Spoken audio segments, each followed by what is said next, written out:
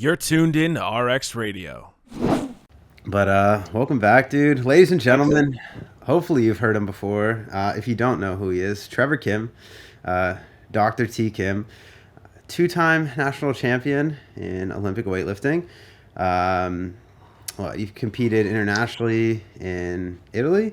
Kind of twice. So Kind of twice? Oh, that's the right. last squad, they had a bunch of those like small random qualifiers that people would go to. Mm-hmm. And so I did one of those that we had like, it was combined with Youth Worlds when we had it in Vegas. Gotcha. And that's actually where I met you and Shallow for the first time. That's wild, dude. That's right. Fuck, man. Yeah. What So year? Was that 2018?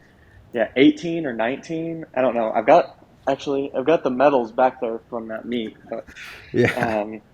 Arlie Mendez beat me by 50 kilos, maybe, probably more. He probably rolled in wasted from the night before.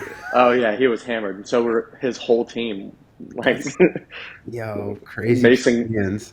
Do you know Mason Groller? He competed like internationally as a junior a bunch. Yeah, he's really He said that solid. he was at the bar the night before we competed. He was at the bar with Arlie Mendez until 4 a.m. That's hilarious. And then he still did like 175, 210. Imagine being able to snatch 175 hungover. And cutting weight, because like he had to make weight. That's the only reason that they would send him to this thing. Wait, how do you get that drunk if you're cutting weight? Yeah, I don't. He might have just been. Yeah, I don't know, because he was a 96. So I don't know. He was like 5'4" though, so maybe that helps. Yeah, that's fucking wild. Yeah, that's hilarious. Yeah, so I did that one, and then I did the Italy meet, which was the coolest meet I've ever done for sure. Yeah, that's got to be a sick experience. Fuck, you did that on a broken spine, if I remember. Yeah, I like herniated a disc the day before I got on my flight. And I didn't sleep the whole time on my flight because my leg was burning and my back hurt so bad. And I just like, I already paid for this. Like, I'm not going to not go. Yeah. And I mean, I still did okay. I got like, I think I totaled like 330 maybe. Right. Which at that time was like really close to my best. But Yeah, that's pretty good. What's that? yeah, like, I was pretty happy with it. 55, 75? Yeah, I think I did 50, 80 or close to it that meet. Yeah. I honestly can't remember. It was so long ago. And it was all like, you know how your first snatch at every competition, you just kind of black out? Yeah, dude. That was me the whole meet. It was like Yeah. everybody in the back room, and Tom Plesnoy and Bodie both snatched like 180 that meet. I'm like, okay, what am I doing Yeah, here? that's retarded. That's one where, dude, I just read like the WADA guidelines on how much ibuprofen you can have in your blood and just fucking take it right there. Yeah, that's exactly what I did. I actually went to like an urgent care like the day of my flight. I was like, inject me with anything that's not on this list. That's like, amazing, dude. anything that's gonna help my pain that's not on this list. Go Yeah. ahead. Turns out I wasn't gonna get tested out at me. I was thinking. Like, I should have just like, hey, whatever you can put, cortisone. I don't Yeah. care. Toradol, whatever. Just give me whatever I can. Yeah. Whatever will help with this pain. I'll take some Tren. Yeah. That's wild, dude. That's crazy. Yeah, it's been cool, man. I don't know. I think I met you at Nationals maybe, what was that, 2019 maybe? 20... Yeah, 19 in Memphis, maybe. Yeah, I remember first just time? like watching you lift since then, I guess like right before then.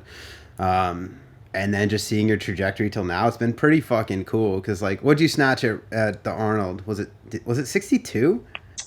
I've done 62 in training. Okay. I just did 56 this meet, so I've snatched like 55 or more in competition the past few years. But Yeah. I've done 60 in training a couple times. Yeah.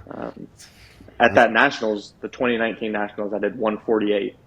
So, I mean, 14 kilos in 6 years. Yeah. It's slow but steady.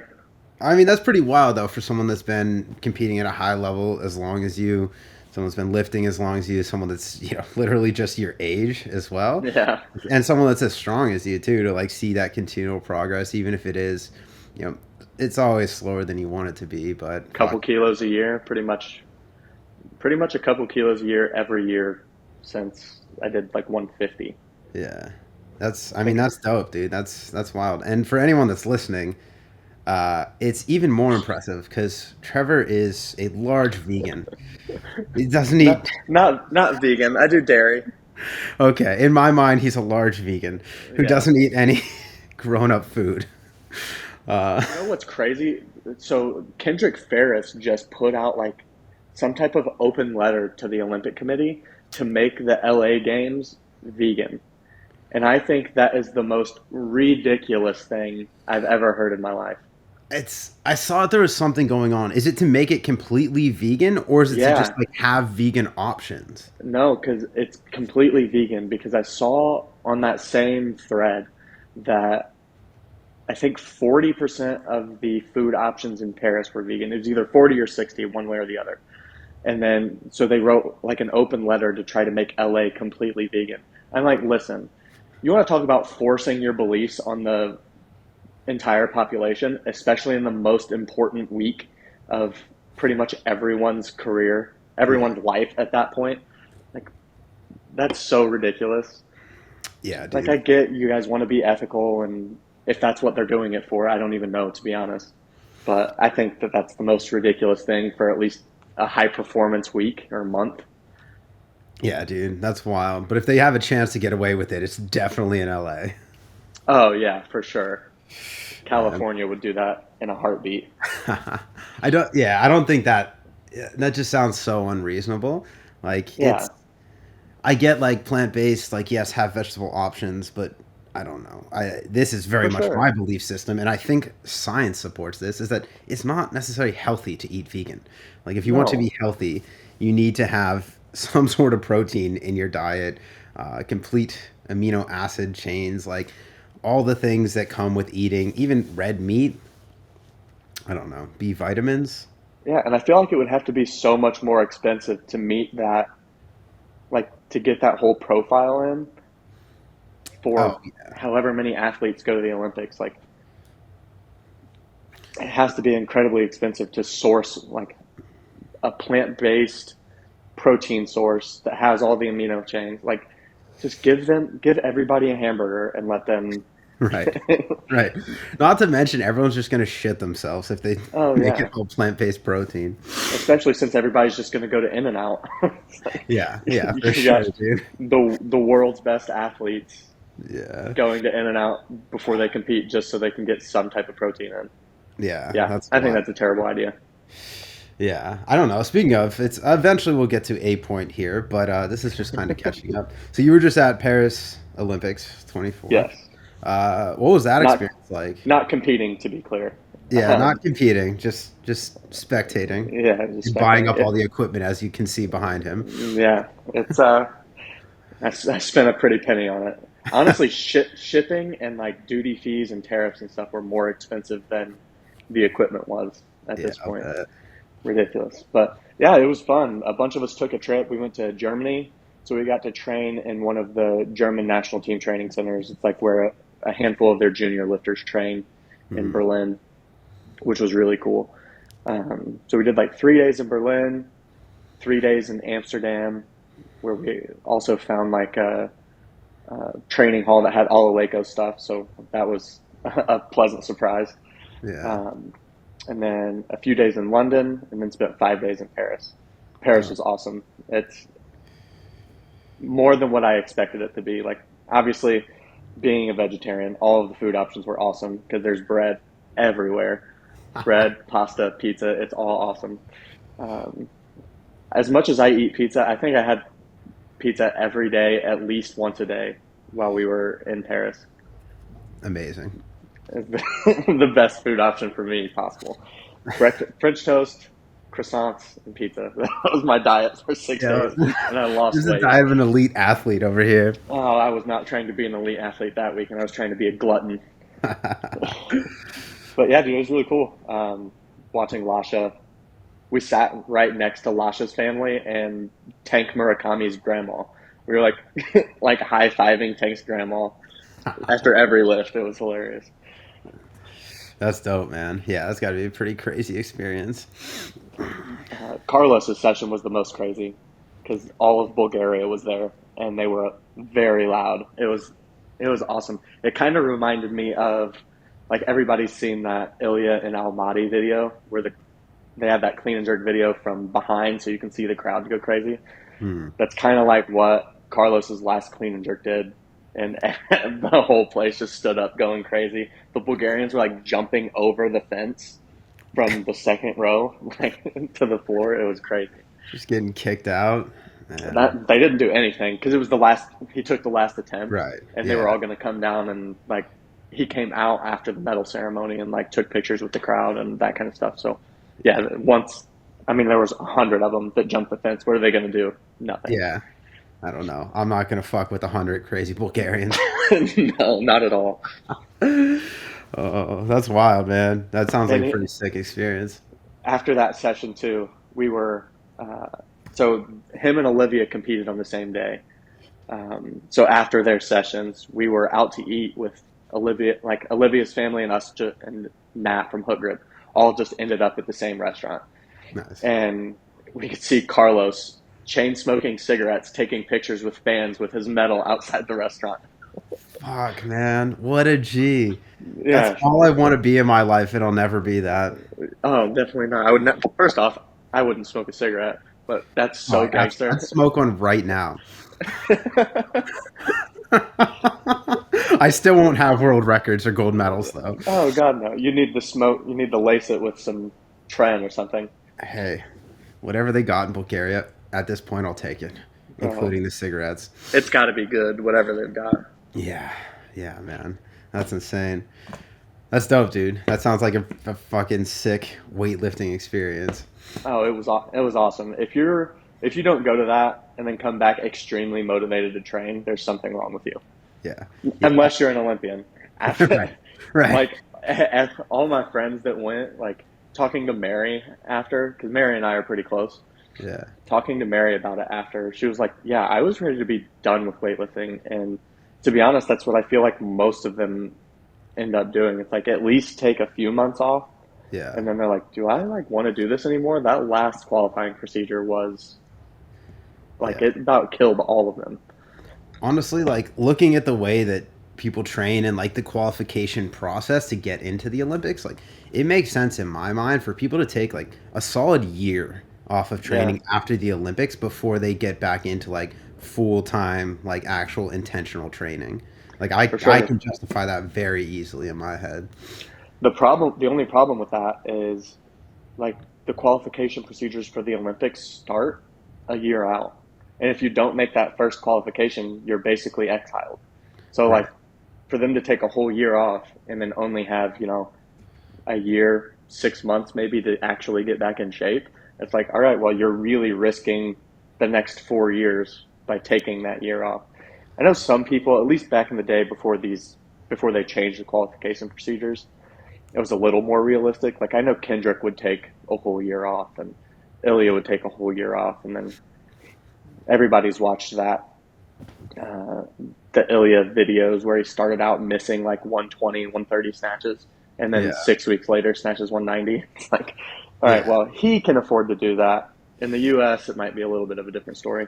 Right, for sure. Yeah, and I guess I'll be a bit more specific. I don't mean like a complete year off training. I mean like a year off of like I'm gonna train for the Olympics training. For sure. Like probably still skill maintenance, like definitely still working out, but like doing it in a way that's a lot less repetitive stress, like training other modalities, other qualities, like go take a fucking Orange Theory fitness class or like, like something that's going to stress their body in a different way than the repetitive nature of barbell training, of Olympic weightlifting. But especially those athletes that are training like 12 sessions a week, 9 sessions a week. It's just not sustainable. No, not like at all. You're talking like 8 years straight for 2 quads. It's like, most of them have 8 years of training before making the Olympics at least. So right. Yeah, dude, it's crazy. And that's the thing that's like so fucking impressive to me is people that like are at the top of their game for multiple quads and they're on that podium. Like 2 Olympics that's a fucking lifetime for like a weightlifter. 3, like, fuck, man, it's insane. Yeah, I don't know how, like Maddie, I don't understand how she's done it at such a high level for so long. Like, I Yeah, understand she didn't make 2016 or 2024, but she was like the next person on the list for both of right, them. So it's like, exactly. all right, you've been competing at an Olympic level for 12 years, and it probably took you at least four to get to that. So 15 years in the sport, 16 years in the sport, and you're planning on trying to do 2028. It's like, that's so insane to me. Yeah, dude, it's nuts. It's so fucking wild. But I mean, it's such an interesting thing to watch too, because like say someone like that, like Maddie, it's like you obviously have the talent, you have like the genetic predisposition, like you are an outlier in every single way as it comes to the sport. Like you have been selected to be good at this. But even with that, you still have to be on top of your game at the right time in your training, in your competition. Like everything has to come together so perfectly for that to work out. And there could be literally just one other person that is like, they might rise and fall much faster, and she's been on top of the game for so long, but like there's no regard for that in the objectivity of the sport. Like it doesn't matter how good you are for how long, it matters that you're showing up when you need to at that specific time. And that's like Yeah. one of the things I love about weightlifting is like you gotta fucking switch it on. It's so unforgiving. But fuck, man, that's got to be so stressful when you're talking like this is your livelihood. We got to qualify for the Olympics. It's nuts.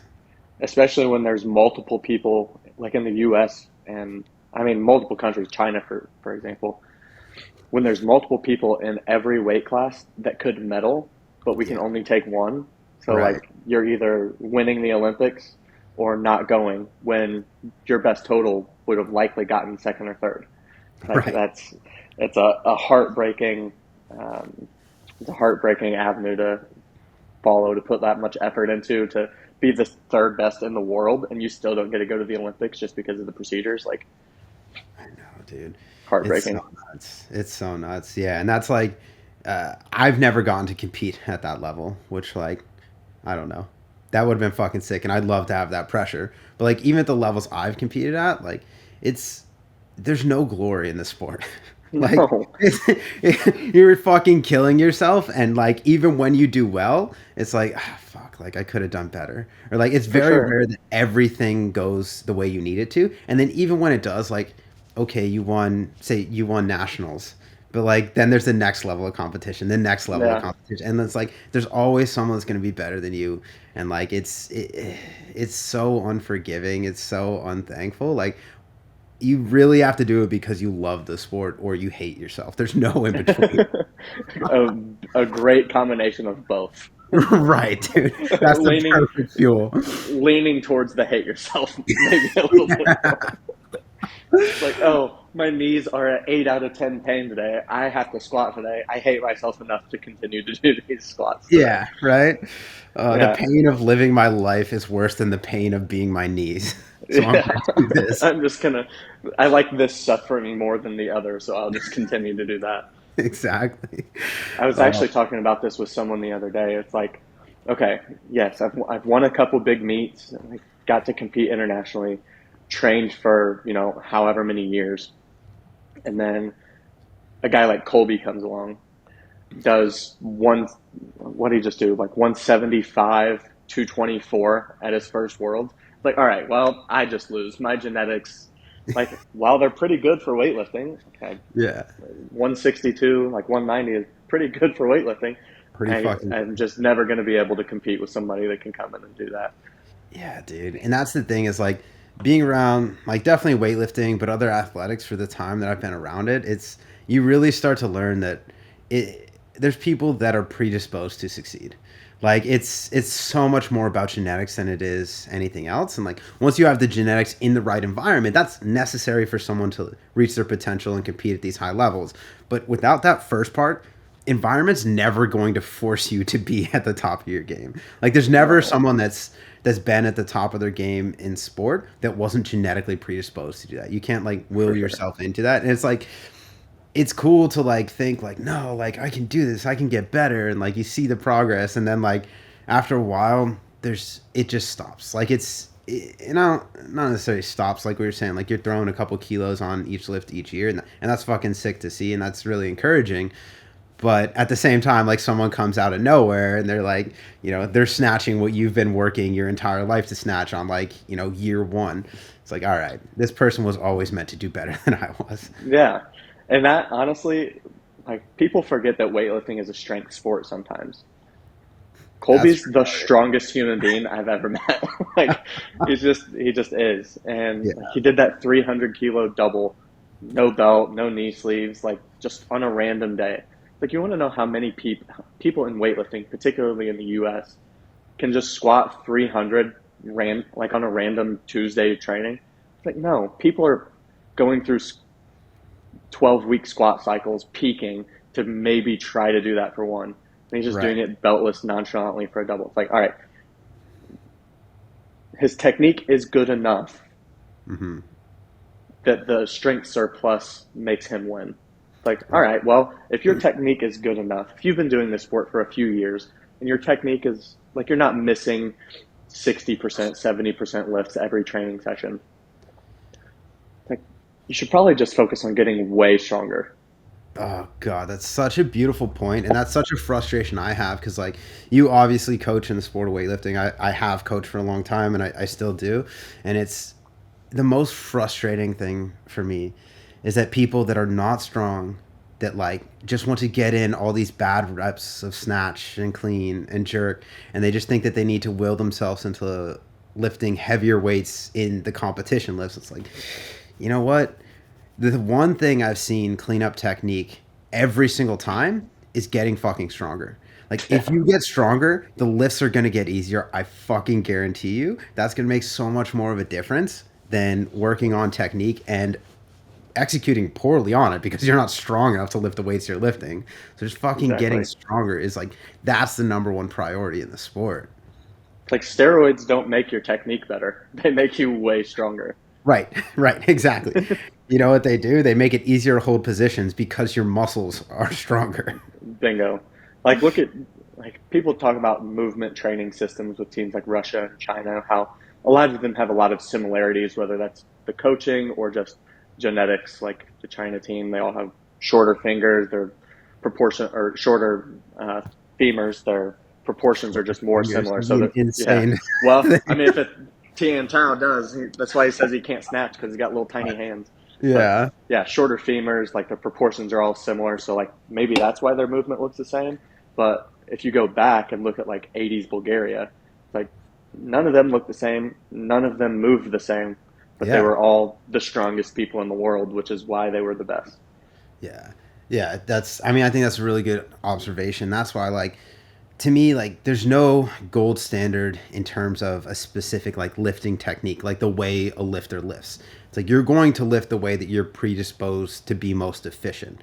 So, like, good lifting technique, to me, comes down to balance. Like, literally no more than that. Like, being able to push through your whole foot, being able to maintain proximity to the bar, like have a very balanced combined center of mass with the barbell through the entire lift. As long as you can do that, that's good technique. Like you're not fucking dislocating your shoulders when the bar's overhead. Like that's the best that you can ask for in terms of technique, and that looks different for literally every single high level lifter that you'll see. Like if you watch a session at the Olympics, these are all, it's the 12 people that are the best in the world at this sport, and every single one of them goes about it in a different way. Like it's For sure. It's not something that there's like a gold standard in terms of you should move this way. It's like obviously there's things that you want to do, but it all in my mind revolves around just being balanced, like controlling your center of mass with the barbell center of mass, and that is technique in weightlifting. I 100% agree. I think I've worked with a couple coaches that really harp on technique, like reaching specific positions, which like it's always good to have multiple perspectives and spend some time training with a few different methodologies. But yeah, it all comes down to like once you have these positions ingrained, like you just have to get stronger. That's fucking it. That's fucking preach it, man. It's so I guess in that vein is you've been around probably some of the best lifters that have ever lifted weights in the world. And you are coaching. Like, I see you being more involved with online coaching now too. How has being around Olympians and like world record holders and some of the best lifters in, the United States and the country, how has that impacted your perspective on like training, on coaching, on programming? What does that look like? Everybody has their own idiosyncrasies when they're programming or coaching, and have different things they look for in the technical aspect. Um, but really, everybody is doing the same thing. Like, everybody thinks the grass is always greener. You see people switching coaches, even really high level lifters switching coaches late in their career, and it's like, guys, like, you're doing snatch, clean and jerk, squats, pulls, maybe some accessories if you've got time, but like, everybody does the same thing: triples, doubles, singles, maybe some variations, but there are only a handful of exercises in weightlifting that you can do and get better at.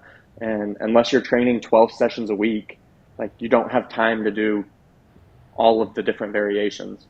Like, just do snatches, do clean and jerks, and get stronger. I think that's what it all has boiled down to for me. And it's everybody's progress slows as you get older in the sport, or just older in general. And that, I basically do the same 12, 14 week block every time. And it always results in, like, at least getting back to previous numbers, if not 1 or 2 kilos more on everything.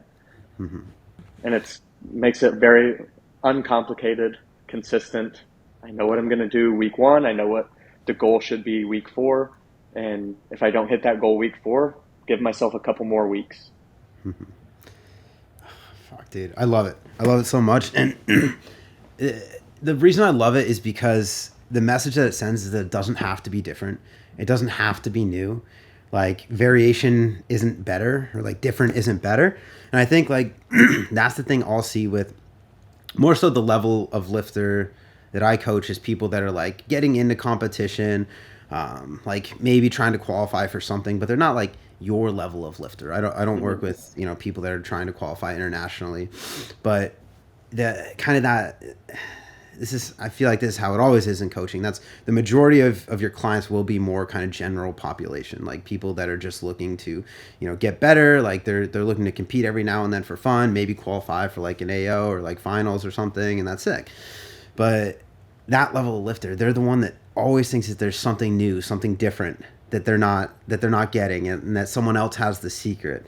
And that's really frustrating for me, because it's like I've done it all. Like, I've tried literally everything you can do in most strength training, period, not even just weightlifting. And it's like, I feel the exact same way as you do. It's all the same shit.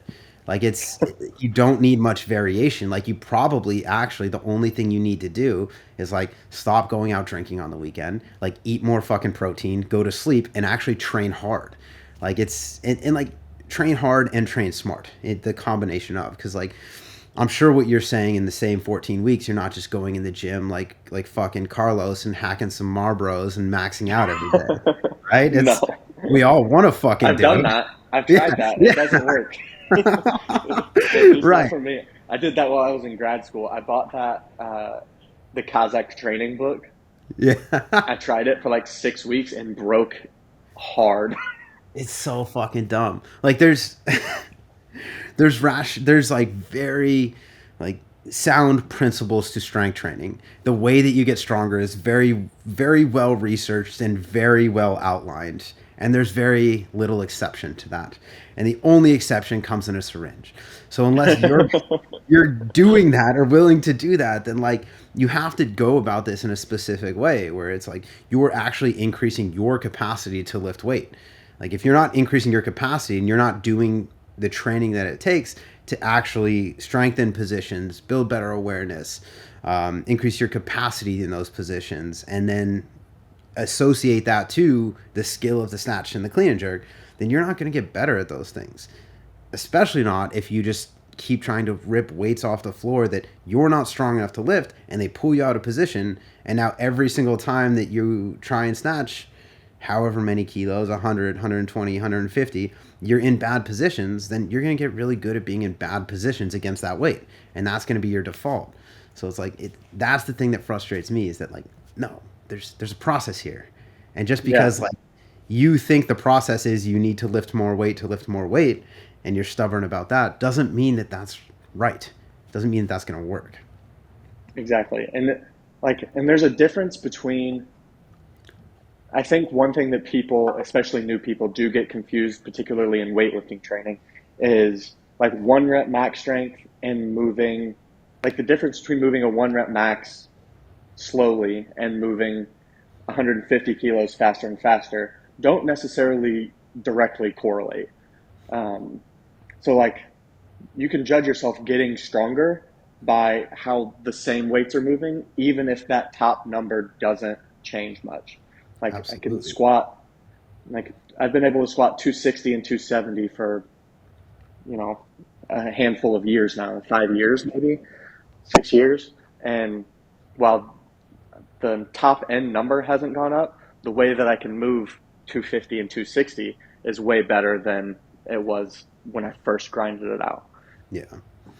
Yeah. And that's something that's hard for people to understand, because it is, in my mind, like I'd call that qualitative progression, right? The quality of how you're lifting is getting better.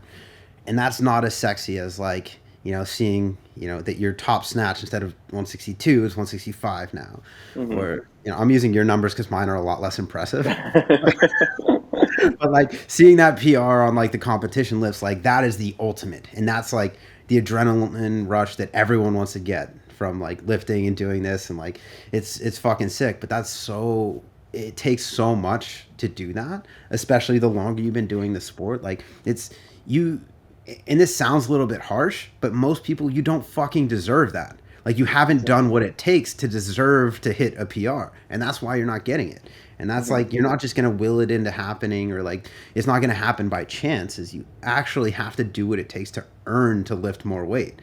And like, it's not as intuitive a lot of times, but if you can look at things, and I do a very similar thing to what you're describing in like that 14-week progression that you always come back to, is like, I have in my mind, I have like specific lifts or specific markers that like, all right, I should be able to hit this. And then this is a marker of improvement, because I know that like, fuck dude, I've snatched 130 kilos probably four times in my life.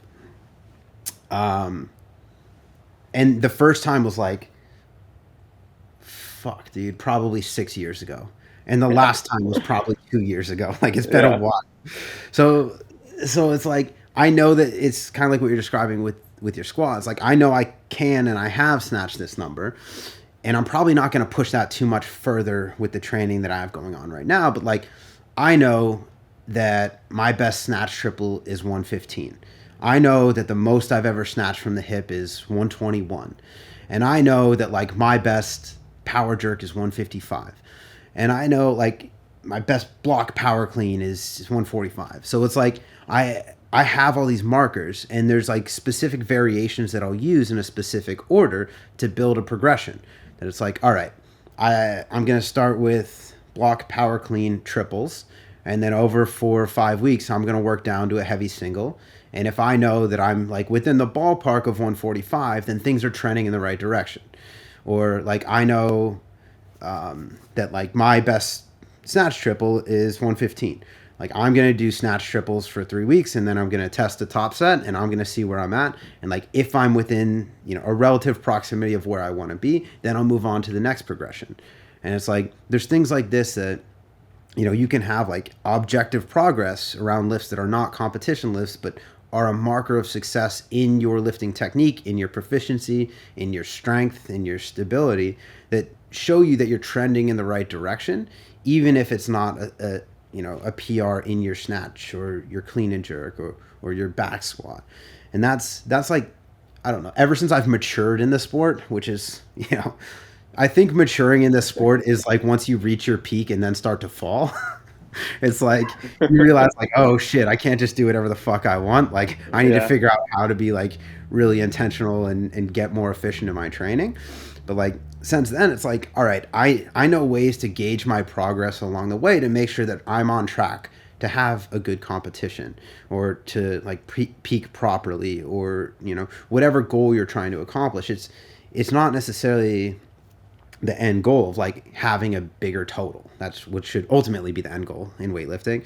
But there's things along the way that you can test to show you that you're working towards that, show you that you're having progress towards that, but aren't going to be that kind of all or nothing. For sure. I 100% agree. And I don't know, you're not going to be able to read it, but on that board, it says back squat doubles has a bunch of numbers up to 260. And it's like, all right, I did 5x2 at 180 week 1. And I'll just keep going until I check each of those numbers off the board.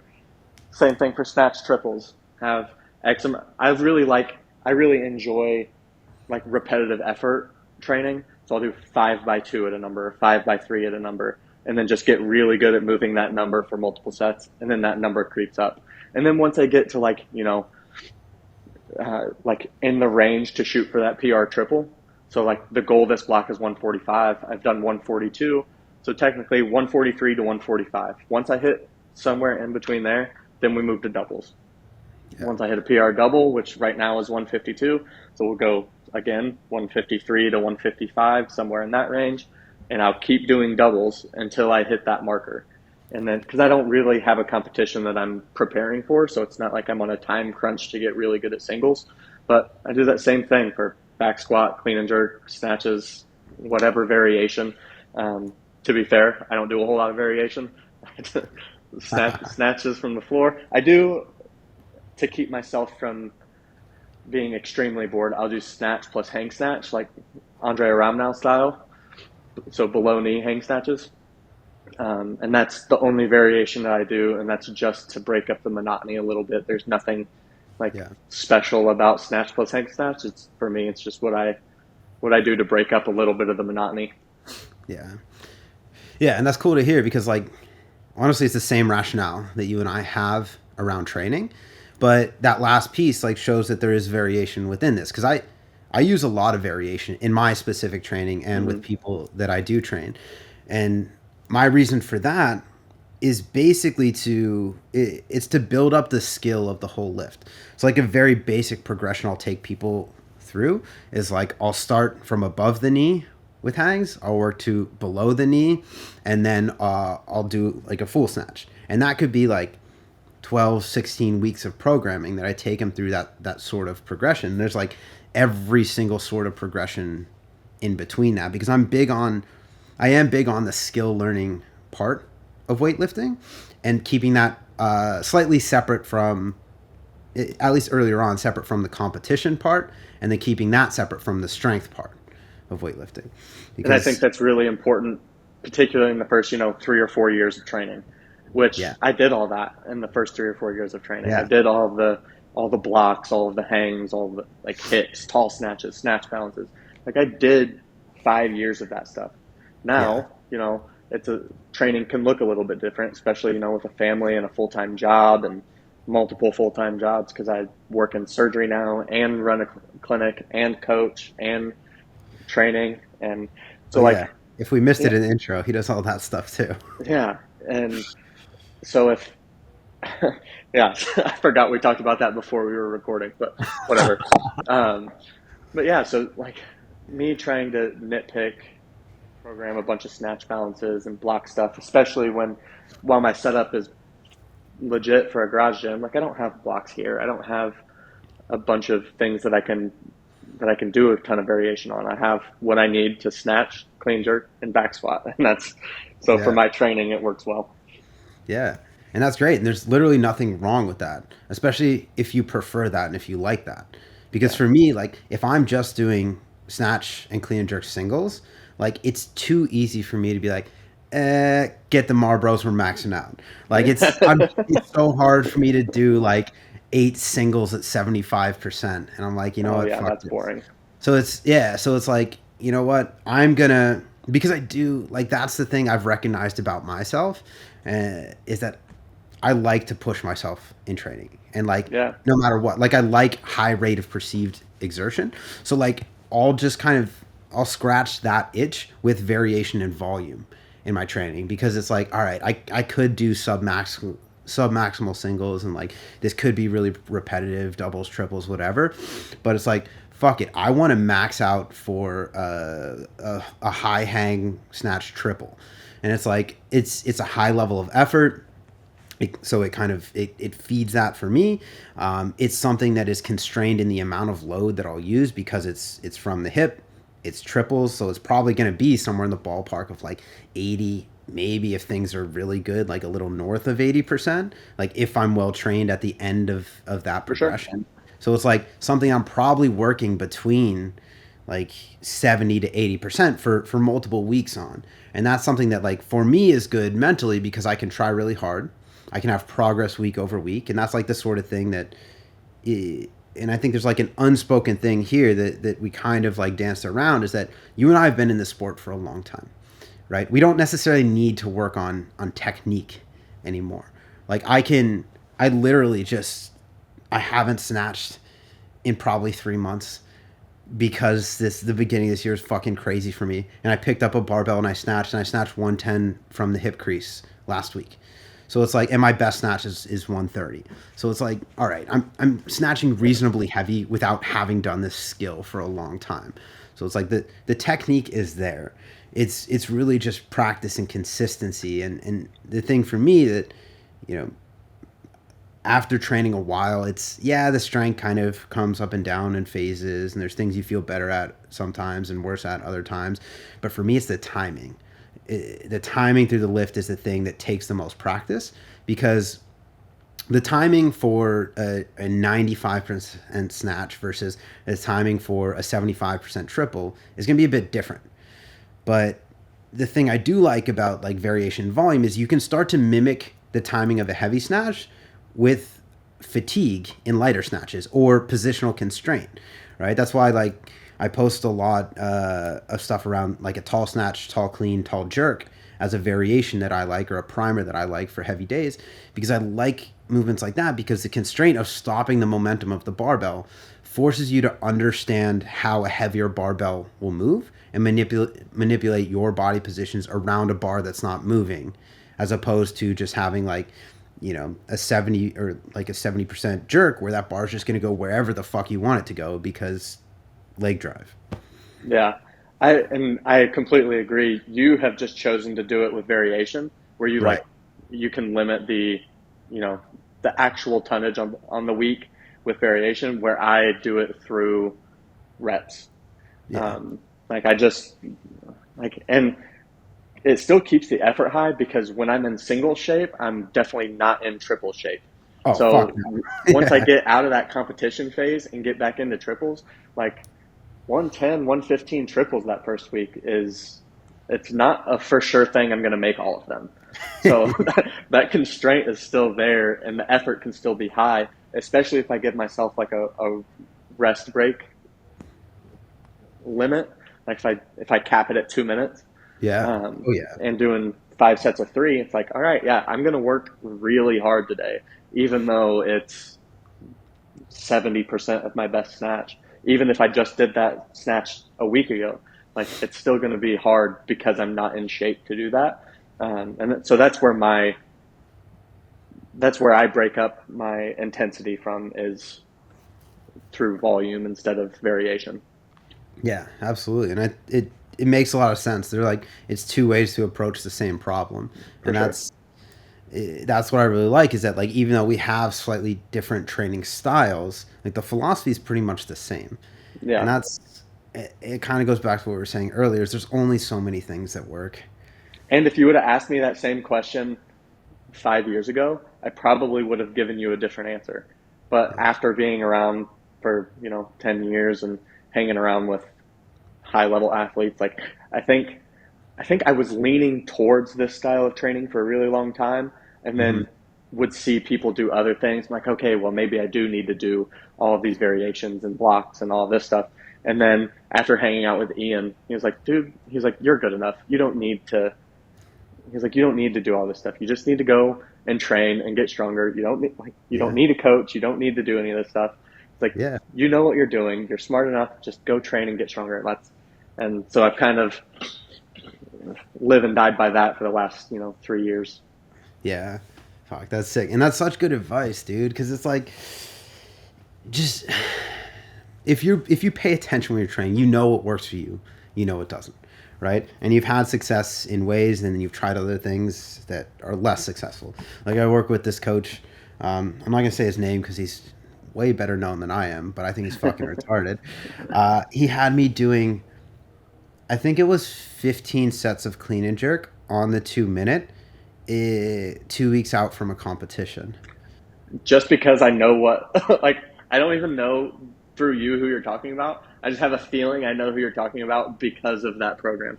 Yeah, And yeah, dude, I think I might do 15 clean and jerks a week, same. let alone in a one workout. That's Yeah. insane. You know how many clean and jerks I made in that competition? I made one. I made one Nice. fucking clean and jerk. That's all you need. That's what That's I make all in you most of need. them. Yeah, dude. It wasn't even my first one. I missed my opener. I had to come out, take it again, and then I missed my third. Attaboy. But Attaboy. fuck, How long man. ago was that? Because it's been a minute since you've competed. 2020? Oh, really? It's been that Yeah. long? No, you've competed since then. No. I competed fall of 23 was my last Oh, okay. Yeah, so AO2. it's still been a little while. You I need know, to man. figure it out. I know. Yo, I'm gonna be masters if I compete again. How old are you? I'm 34 right now. I'll be Oh yeah. 35 in like 3 months. Oh yeah. So you're definitely a masters. Technically, I I think international masters is 30 now. So technically, I am too. But I Yeah, think USA masters is 35 still, which yeah, I got a couple years. yeah. Because I mean, at that point, it's just sad. Yeah. It's I like, don't just think, hang up the shoes, old man. dude. I don't know though because like Phil Sabatini did like 150, 180s at 42. I was like, all right, make me like Phil. Yeah. Hey, man. Maybe. Well, I spent too much you money have, on this garage gym to hang it up. I know, I'm gonna have I to keep. know. I haven't said that I won't compete again. I do love Yeah, weightlifting. I love the sport. I love competing. Period. Whatever the fuck it is, I like yeah, competing. So I'm sure I'll be back. I'll have to just be able to string together a good training cycle. That's it. and you guys are so busy flying all over the place all the time. Like that's the thing that makes training hard is when you have to travel a bunch. Yeah, yeah. I mean, things have calmed down, so we'll see. We'll see here. See if we can best that 130. At least from the blocks or something, some variation Right. Yeah, dude. 140 from the blocks. It's right feels. there. Yeah. Couple more Newports. That's what the that's I what know. SoCal smokes, right? I know that's what Caesar. I know that's what Caesar smokes. So maybe I that's all you know. need. I know. Zins have made it so much more healthy to consume nicotine while you Yeah, live. way less Amazing. cancer. Yeah. Yeah. Fuck. Um, I feel like I have to ask you though. You kind of. I'm not sure how much of this actually made it into the podcast or not, but like, you're a doctor of chiropractic. You've had your own practice for a while. You work now in spinal surgeries. You've obviously competed at a very high level in Olympic weightlifting. You coach Olympic weightlifting. So you have you're pretty well versed in strength training and working with high level athletes in both a training capacity and in the healthcare side of things. So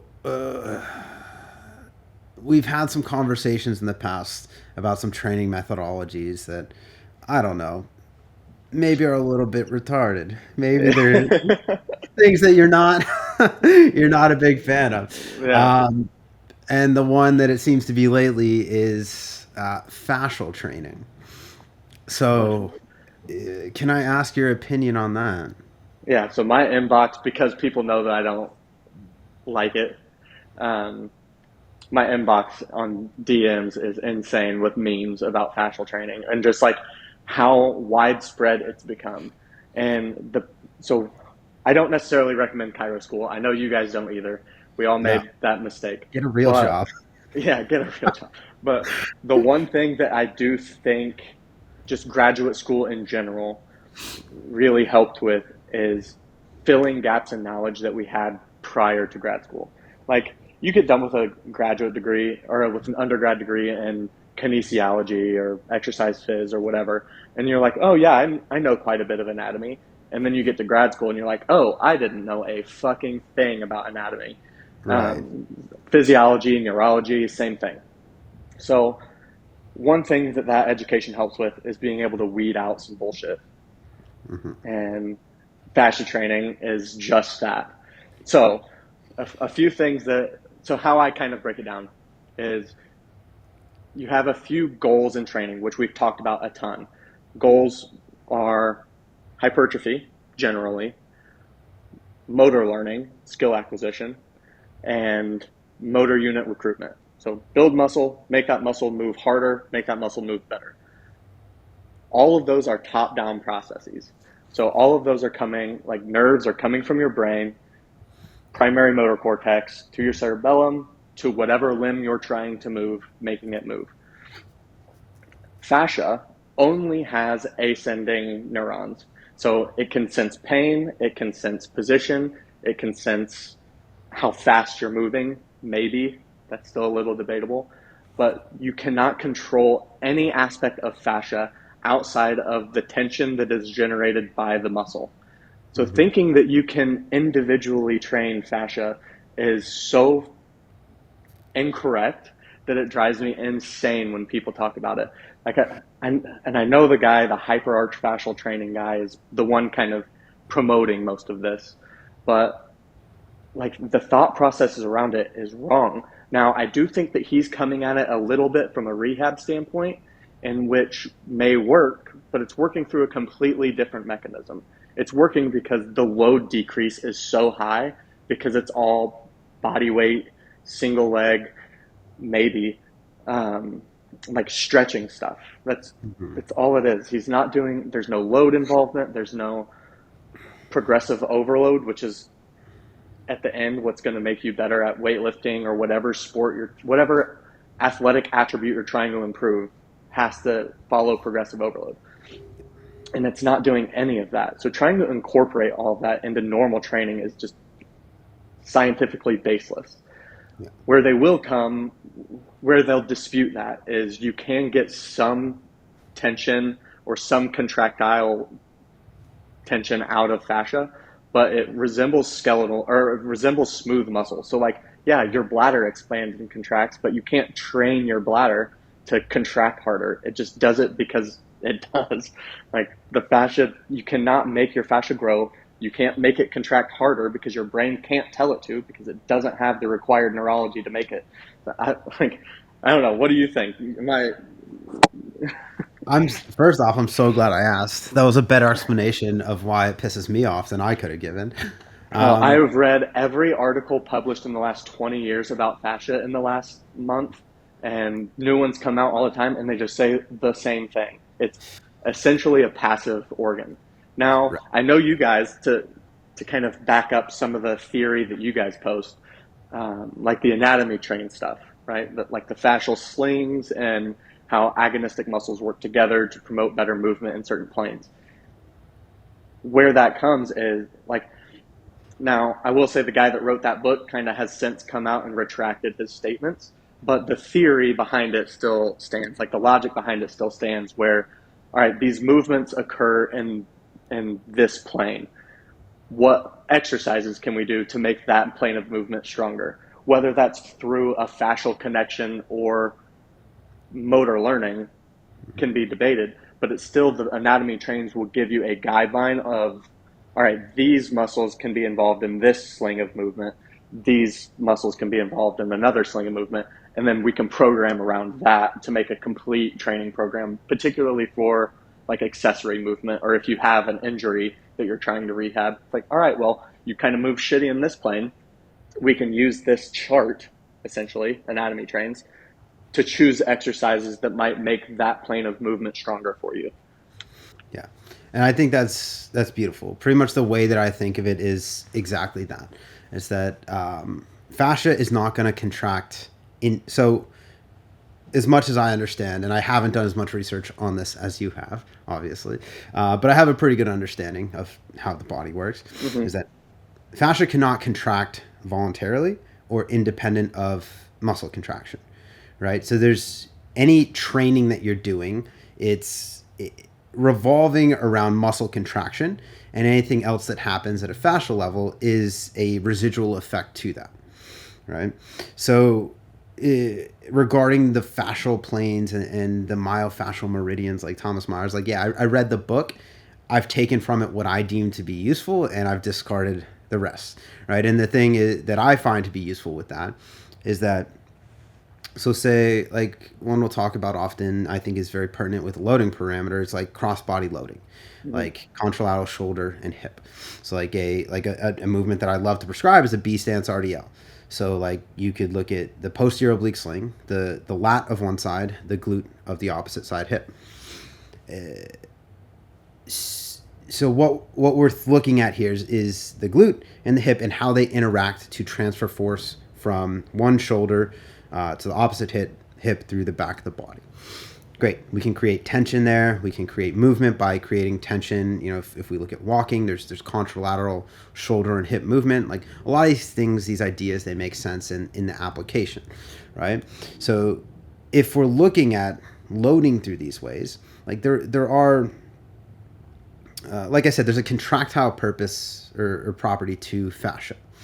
So it's typically paired with muscle contraction, but there's a caveat to that with injury there can be kind of this fascial contraction that is it's created by the autonomic nervous system, right? So fascia will kind of more or less stabilize an area which your nervous system perceives to be under threat or injured.